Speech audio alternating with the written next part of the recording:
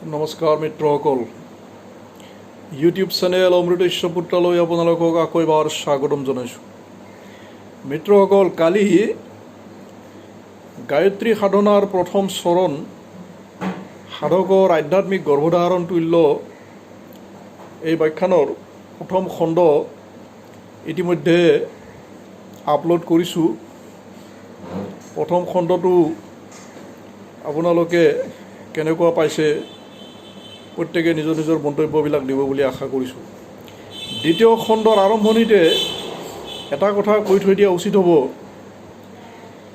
যে মহাপুৰুষ শংকৰদেৱৰ কীৰ্তন ঘোষা যদি পাঠ কৰিছে, পাঠ নকৰাৰ কাৰণে নাই, তেনেহ'লে তাতে নামৰ 7 কাৰ্যৰ বিষয়ে বৰ্ণনা নিশ্চয় পাইছে। নামৰ 7 কাৰ্যৰ ওপৰত মোৰ এটা ইউটিউব ভিডিঅ' আজি প্ৰায় 1 বছৰমান আগতে দিয়া আছে। সেই ভিডিঅ'টো চালে তাৰে পৰা ভালেখিনি কথা গম পাব। মন্ত্ৰ সাধনা, নাম সাধনা, সকলো সাধনাৰ প্ৰক্ৰিয়া এটাই। সদায় সাধকে নিজৰ যোগ্যতা অনুযায়ী, পাত্ৰতা অনুযায়ী আৰু অধিকাৰ অনুযায়ী ধাপে ধাপে ধাপে ধাপে ধাপে ধাপে ধাপে ধাপে সৰ্বোচ্চ ধাপলৈ যাব লাগিব। এনেকুৱা কোনো অলৌকিকতা নাই, এনেকুৱা কোনো যাদু নাই যে আকস্মিকভাৱে কিবা এটা কৰি দিব পাৰি। 6 মাহত, 1 বছৰত বা 21 দিনত সিদ্ধি, 15 দিনত সিদ্ধি, এই ধৰণৰ ইউটিউবততো এনেকুৱা লক্ষ লক্ষ ভিডিঅ' পাব। 7 দিনত সিদ্ধি, 15 দিনত অজপা সিদ্ধি, 3 মাহত অমুক দেৱ দেৱীৰ সিদ্ধি, 21 দিনত অমুক দেৱতাৰ সিদ্ধি, এনেকুৱা ভিডিঅ' অনাদি অনন্ত ভিডিঅ' পাব ইউটিউবত। এই ভণ্ডামীৰ জগতখনৰ পৰা ওলাই নহালৈকে প্ৰকৃত আধ্যাত্মিকতাৰ পৰিচয় সংসাৰত কোনো পাব নোৱাৰে। কাৰণ প্ৰকৃত অধ্যাত্মৰ মূল সূত্ৰটো হৈছে কৰম প্ৰধান ইয়ে বিশ্ব কৰ ৰখা, যো জেচা কৰ্ম কৰে ৱে সফল সখা। ইয়াতে সকলো কৰ্মমতেহে হ'ব। ইয়াতে ৰামৰ বাপেক, ৰাম স্বয়ং পূৰ্ণ ব্ৰহ্ম ভগৱান, ৰামৰ বাপেক দশৰথেও কৰ্মৰ বিধানৰ পৰা বাচি যাব পৰা নাই। ইয়াতে স্বয়ং ৰামেও লীলাবশতঃ যি কৰ্ম কৰিছে, গুপ্তভাৱে বালিক হত্যা কৰি আকৌ তাৰ প্ৰায়শ্চিত্ত দেখাবৰ কাৰণে কৃষ্ণ ৰূপত জন্মগ্ৰহণ কৰি সুগ্ৰীৱৰূপী ব্যাধৰ হাতত, গুপ্ত ঘাতকৰ হাতত মৃত্যুবৰণ কৰাটো এটা লীলা প্ৰদৰ্শন কৰি থৈ গৈছে। ভাগৱত শাস্ত্ৰৰ প্ৰত্যেকজন পাঠকে জানে।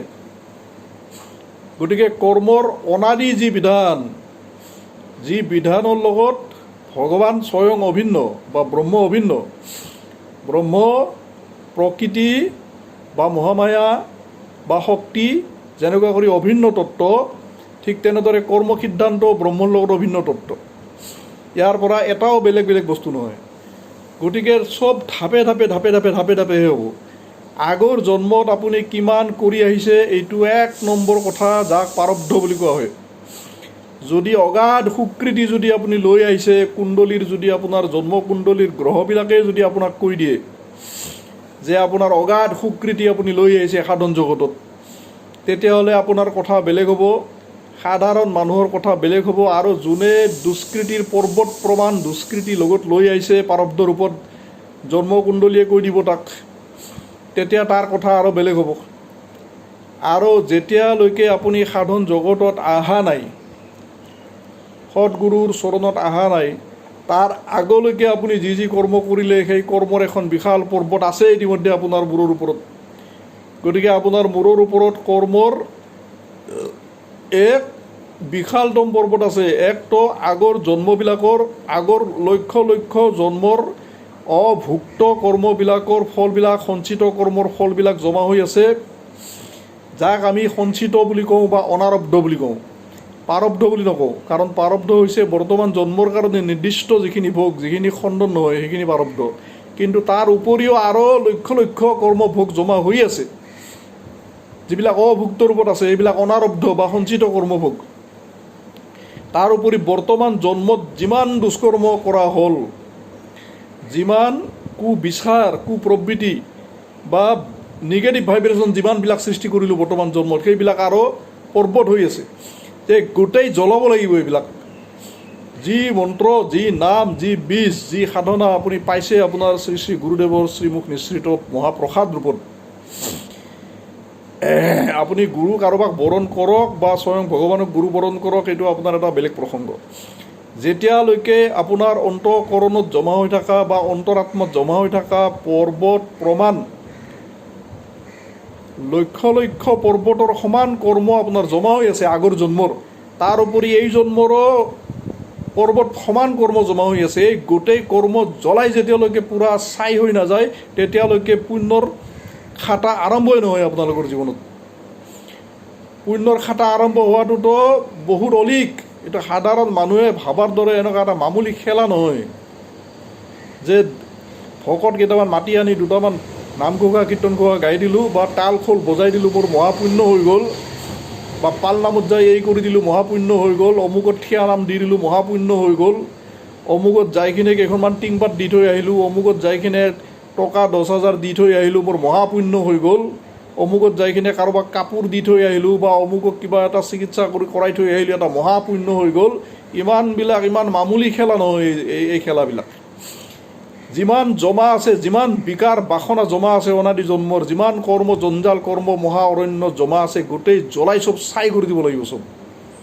যেতিয়া আপোনাৰ সাধনাই, আপোনাৰ মন্ত্ৰই যেতিয়া গোটেই কৰ্ম জ্বলাই ছাই কৰি দিব, কৰ্ম যেতিয়া পাপ যেতিয়া ক্ষীণ হৈ আহি একদম পাপৰ পৰিমাণ যেতিয়া ক্ষীণ হৈ আহিব, ইফালে আপোনাৰ উৰ্জা, তপ উৰ্জা, মন্ত্ৰ উৰ্জা, পুণ্য উৰ্জা, নিষ্কাম সেৱাৰ উৰ্জা, দান উৰ্জা, সৎ বিচাৰ, সৎ প্ৰবৃত্তিৰ উৰ্জা, নিৰন্তৰে সৎ গ্ৰন্থপাঠ, নিৰন্তৰে ঋষি মহৰ্ষি সাধু মহাত্মাৰ সংগ, নিৰন্তৰে ব্ৰাহ্মণ সেৱা, নিৰন্তৰে মাতৃ পিতৃৰ সেৱা, নিৰন্তৰে গৌ সেৱা, এই সৎ কৰ্মৰ উৰ্জাবিলাক, সাধনাৰ উৰ্জাবিলাক, সেৱাৰ উৰ্জাবিলাক নিৰন্তৰে যিমানে বাঢ়ি আহিব সিমানে প্ৰমাণ বিভিন্ন ধৰণে জীৱনত সাধকে প্ৰমাণ পাই আহিব। 1 নম্বৰ প্ৰমাণ হৈছে স্বপ্ন।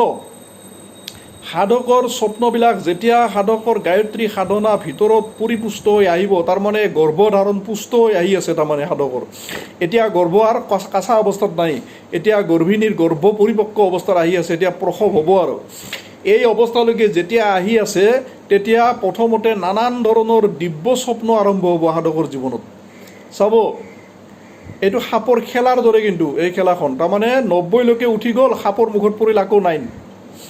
যদি সাধনা নিৰন্তৰে চলি থাকে তেতিয়াহ'লে এই লক্ষণবিলাক পাই থাকিব, কিন্তু কোনোবাই যদি বহুত ওপৰলৈকে গৈ আৰু যদি মাজতে সাধনা এৰি দিয়ে তেতিয়াহ'লে কিন্তু 5 মাহ পিছত বা 1 বছৰ পিছত সি আকৌ সেই আৰম্ভণিৰ পৰা 1ৰ পৰা খেলিব লাগিব খেলাখন আকৌ আগৰ পৰাই খেলিব লাগিব। সেইটো মই নিজৰ জীৱনত জ্বলন্ত ৰূপে প্ৰমাণ পাই আছোঁ, মই পদে পদে প্ৰমাণ পাইছোঁ। তে বিভিন্ন ধৰণৰ দিব্য স্বপ্ন দৰ্শন হ'ব পাৰে, সাধু মহাত্মাসকলৰ সাক্ষাৎকাৰ হ'ব পাৰে সপোনত, ব্ৰাহ্মণসকলৰ বা ব্ৰহ্মবিদ বৰিষ্ঠ পুৰুষসকলৰ, মহাপুৰুষসকলৰ, পৰমহংসসকলৰ সাক্ষাৎকাৰ হ'ব পাৰে, কিছুমান অচিনাকি সাধু মহাত্মাৰ সাক্ষাৎকাৰ হ'ব পাৰে, বা কোনোবা আপোনাৰ ইষ্ট দেৱ দেৱী, আপোনাৰ যিজনক আপুনি ইষ্ট মানিছে তেওঁ বিভিন্ন ৰূপত আহি কিনে আপোনাক দৰ্শন দিব পাৰে। কেতিয়াবা তেওঁ ভিন্ন ভিন্ন ৰূপত আহি আপোনাক সুধিব পাৰে যে মোক চিনি পাইছানে? সেই সময়ত আপুনি চিনি পাব পাৰিলে আপোনাৰ কিন্তু পৰম মংগল। বা জাগ্ৰত অৱস্থাতো বিভিন্ন দৈৱী আত্মাই বিভিন্ন ৰূপত আপোনাক দৰ্শন দিব পাৰে, বিভিন্ন সাধু মহাত্মাই বিভিন্ন ৰূপত আপোনাক দৰ্শন দিব পাৰে। এতিয়া আপুনি চিনি পাব পাৰে নে নোৱাৰে সেইটো আপোনাৰ নিজা ক্ৰেডিট। বিভিন্ন দৈৱী আত্মা সেই সময়ত আপোনাৰ যেতিয়া গায়ত্ৰী সাধনা ভিতৰে ভিতৰে পৰিপক্ক হৈ আহিব, বিভিন্ন দৈৱী আত্মাই বিভিন্ন ৰূপত জাগ্ৰত অৱস্থাতো আপোনাক দেখা দিব পাৰে, স্বপ্ন অৱস্থাতো বিভিন্ন ৰূপত দেখা দিব পাৰে। স্বপ্নবিলাকৰ ভিতৰত পোহৰত দেখা পাব ঘনে ঘনে, দীপাৱলী দেখা পাব ঘনে ঘনে, পাহাৰ পৰ্বত নদী নদ নিজৰা ঘনে ঘনে দেখা পাব, হিংস্ৰ জন্তুবিলাক দেখা পালেও সমাহিত ৰূপত দেখা পাব, কিন্তু তেওঁলোকে আক্ৰমণ নকৰিব। সাধু মহাত্মাসকলক দেখিব, সন্যাসীসকলক দেখিব, হিমালয় পৰ্বত দেখিব পাৰে ঘনে ঘনে, বিভিন্ন তীৰ্থস্থান ঘনে ঘনে দেখিব পাৰে, বা কোনোবা দেৱ দেৱীকো দেখিব পাৰে, বা উপদেৱ দেৱীসকলক দেখিব পাৰে, অপ্সৰা আদিক দেখিব পাৰে, গন্ধৰ্ব আদিক দেখিব পাৰে, বিদ্যাধৰ বিদ্যাধৰী আদিক দেখিব পাৰে, দেৱকন্যা নাগ কন্যা গন্ধৰ্ব কন্যা বা দৈত্য কন্যা আদিক দেখিব পাৰে, বা বিভিন্ন ধৰণৰ ভৈৰৱ ভৈৰৱীসকলক দেখিব পাৰে, কৰ্ণ পিশাচিনী আদি নিকৃষ্ট স্তৰত দেৱতাসকলক দেখিব পাৰে, বা উচ্চ স্তৰত যিসকল কাৰণ জগতৰ যিসকল আত্মা দিব্য আত্মাসকলক দেখিব পাৰে, পৰমহংসসকলক দেখিব পাৰে, জ্ঞানগঞ্জৰ যিসকল মহা তপস্বী হাজাৰ হাজাৰ বছৰ ধৰি যিসকল তপস্যাত লিপ্ত অংগীৰা আদি, বা সত্য যুগৰ ঋষিসকলকো স্বপ্ন যুগত যোগে দেখিব পাৰে, নাগ দেৱতাক দেখিব পাৰে, সিংহ বাহিনী দুৰ্গাক দেখিব পাৰে, ৰাম কৃষ্ণ শিৱ শক্তি আদি ভিন্ন ভিন্ন ৰূপৰ সপোনত দেখিব পাৰে। বিভিন্ন সাধু মহাত্মাই স্বপ্নযোগে আপোনাক আশীৰ্বাদ দিব পাৰে, শিৰ স্পৰ্শ কৰিব পাৰে বা কিবা বেলেগ ধৰণৰ বস্তুও দি দিব পাৰে সপোনত। তাৰে কিছুমান স্থূল ৰূপতো পাই যাব পাৰে আপুনি স্বপ্নত, কিছুমান সূক্ষ্ম ৰূপতো স্বপ্নত পাই যাব পাৰে। কোনোবা স্বপ্নত যদি কোনোবা সাধু মহাত্মাই আপোনাক যদি কিবা দি দিয়ে, শাৰী পাই যদি একো নাপায়, তাৰ অৰ্থ এইটো নহয় যে এই বস্তুটো এনেই গ'ল বা এই সপোনটো মিছা আছিল, এইটো নহয়। সেইটো আপোনাৰ সূক্ষ্ম ৰূপত আছে, তাৰমানে সেইটো স্থূল ৰূপত নাই, সূক্ষ্ম ৰূপত আছে। সূক্ষ্ম ৰূপত তেওঁলোকে স্বপ্নত বিভিন্ন আশীৰ্বাদো দিব পাৰে। বিভিন্ন লোকান্তৰ দৰ্শন হ'ব পাৰে। গায়ত্ৰী সাধনা ভিতৰে ভিতৰে যেতিয়া পৰিপক্ক হৈ আহিব, বিভিন্ন লোকান্তৰ সপোনত দেখিব পাৰে। কুবেৰ লোক, কিন্নৰ লোক, ইন্দ্ৰলোক, ব্ৰহ্মলোক, শিৱলোক, অপ্সৰা লোক, গন্ধৰ্ব লোক, দেৱকন্যা লোক, বিদ্যাধৰীসকলৰ লোক, বিভিন্ন ধৰণৰ দেৱশক্তি উপদেৱশক্তিসকলৰ লোকান্তৰবিলাকত গমন কৰিব পাৰে। আৰু সেই লোকান্তৰবিলাকৰ দৰ্শনৰ অসীম অনন্ত অকল্পনীয় আনন্দক ৰম ৰম আস্বাদন কৰিব পাৰে। বিশেষ কৰি পোহৰ দৰ্শনটো কৰিয়ে থাকিব। হাতী দৰ্শন কৰিব, বগা হাতী দৰ্শন কৰিব, বগা ঘোঁৰা দৰ্শন কৰিব। হাতীয়ে আপোনাৰ শিৰ স্পৰ্শ কৰিব পাৰে, চন্দ্ৰ দৰ্শন হ'ব পাৰে, ঘনে ঘনে সূৰ্য দৰ্শন হ'ব পাৰে, ঘনে ঘনে তাৰকাৱলী দৰ্শন হ'ব পাৰে। দিব্য আত্মাবিলাকৰ আগমন হ'ব পাৰে আপোনাৰ চাৰিওফালে। আপুনি জাগ্ৰত অৱস্থাতো দিব্য গন্ধ পাই যাব পাৰে। হঠাৎ জাগ্ৰত অৱস্থাত আপোনাৰ শৰীৰৰ ৰোম কেতিয়াবা শিয়ৰি উঠিব পাৰে। জাগ্ৰত অৱস্থাত ৰোমাঞ্চ হ'ব পাৰে, আপোনাৰ স্বপ্ন অৱস্থাত ৰোমাঞ্চ হ'ব পাৰে। জাগ্ৰত অৱস্থাত আপোনাৰ চকুৰে ধাৰাসাৰ প্ৰেমাশ্ৰু বৈ আহিব পাৰে। ঈশ্বৰৰ নাম শুনাৰ লগে লগে বা মন্ত্ৰ শুনাৰ লগে লগে আপোনাৰ শৰীৰত ৰোমাঞ্চ হ'ব পাৰে। শৰীৰৰ লোমবিলাক কাঁইটৰ দৰে থিয় হ'ব পাৰে। নাম কীৰ্তন শুনাৰ লগে লগে, সাধু মহাত্মা দৰ্শনৰ লগে লগে, ভাগৱত পাঠ শুনাৰ লগে লগে আপোনাৰ ধাৰাসাৰ অশ্ৰুপাত হ'ব পাৰে।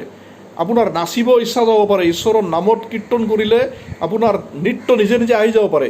এইটো জবৰদস্তি কৰি হাত দাঙি নৃত্য কৰা এইটো তথাকথিত নৃত্য নহয়, অট'মেটিক আপোনাৰ নৃত্য আহি যাব পাৰে।